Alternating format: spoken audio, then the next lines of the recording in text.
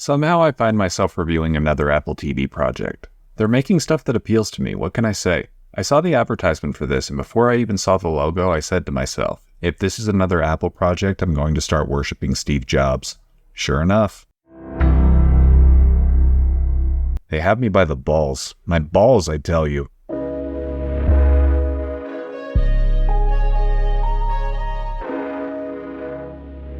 Manhunt follows the 12-day chase for John Wilkes Booth after he assassinated President Abraham Lincoln. The 7-episode miniseries also shows its audience how the United States began Reconstruction after the conclusion of the Civil War. If I had to describe this show simply, I'd say it's The Fugitive meets The West Wing draped in Civil War-era paint.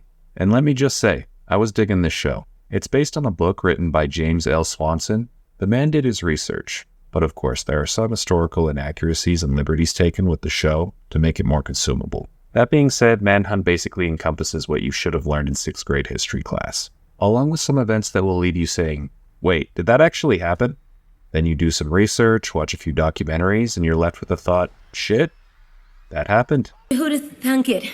Let me start by talking about the performances because I liked them all. The acting is done in what appears to be a more theater-based style. There's more exaggeration in the performance, and a lot of vocal projection is being done. I believe this thematic choice was made to stick true to the occupation of one of our star characters, Booth himself. Anthony Boyle plays Booth exactly how I picture him whenever I learn anything about that man. I can't confirm this is how Booth actually was because I wasn't there, but I'd like to think of him as the petulant little twerp that he is in the show. He lets his own insecurities and delusions ruin his life. Not only that, he ruins many of his acquaintances' lives as well. John Wilkes Booth feels like a metaphor for the Confederacy. This pathetic man wanted a participation trophy for trying to salvage an archaic, immoral ideology by doing something horrible, I might add. How is that a metaphor for the Confederacy? Well, some people want me to respect the old stars and bars for what they did to the United States.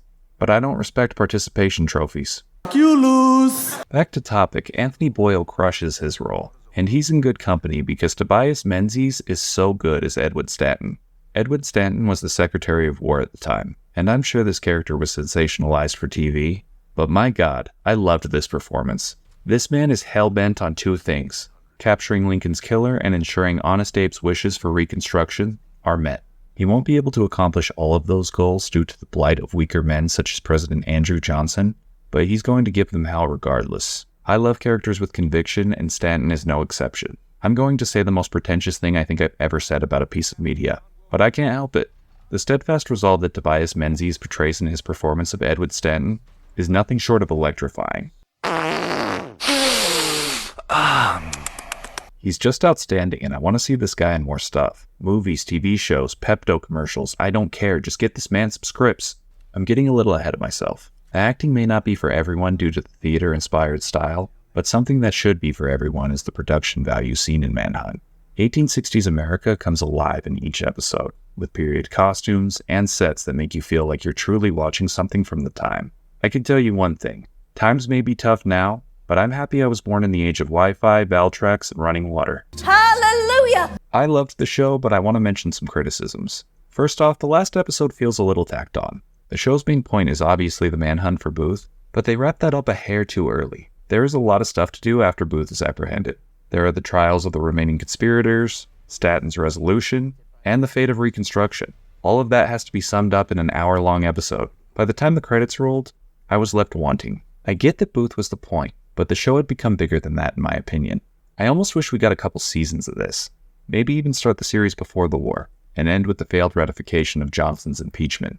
I liked the final product, but it could have been more. On the other hand, something I could have used less of is nonsensical subplots. This brings me to my only other complaint. A theory about Edwin Stanton is included in the narrative, which I found to be similar to John Wilkes Booth. Fucking useless. It's not just because I disagree with the theory wholeheartedly. It's because the theory is only introduced at a surface level. I'm okay with some fudging of history here and there. This is a TV show and I don't take it as fact. But they don't fully send the theory. They just slip it in at the end to be like, I don't know, maybe. It came off as underbaked and it made me wonder why they included it in the first place. What the fuck is this shit? Other than that, I thoroughly enjoyed my time with the 7-episode run of Manhunt. It's a fun and quick watch that may inspire you to brush up on your American Civil War trivia. I know it certainly did for me. Give it a watch if I've struck your fancy. That's all I have to say. All hail our God King Steve Jobs, and as always, thank you for your time.